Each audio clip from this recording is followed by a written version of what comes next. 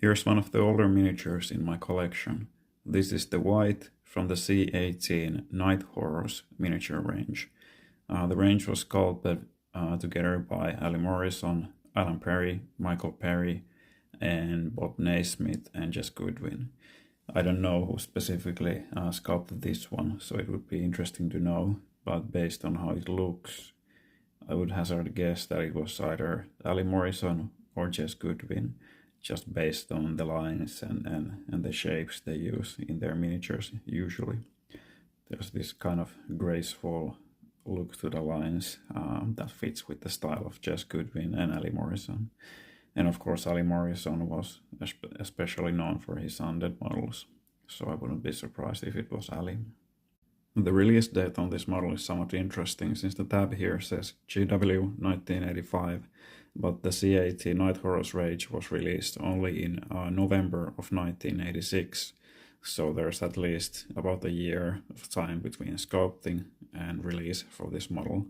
That might be because there's a lot of different models in the range, so probably, and many sculptors who probably just sculpted one of sculpts here and there, which were then combined into this huge range of various monsters and other kind of cool things. There's things like Medusas and other wights and all kinds of monsters in that range. I'll be likely using this as a wraith in my 90s Vampire Cons army, since it has those kind of flowing robes at the bottom, so it has more of a kind of wraith look than what wights would look later on in the game, as these kind of more skeletal warriors. Of course, there's the skeletal hands there, but the wraiths have skeletal heads as well, so I think this works as a wraith really well. It's clearly a model from the 80s, but I think it would fit with the 90s Vampire Cons aesthetics as well.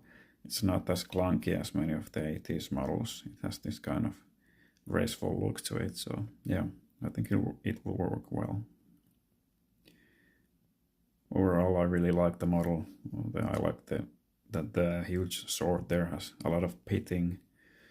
It looks like something dragged out of a grave. And of course this interesting kind of Viking visor on the helmet.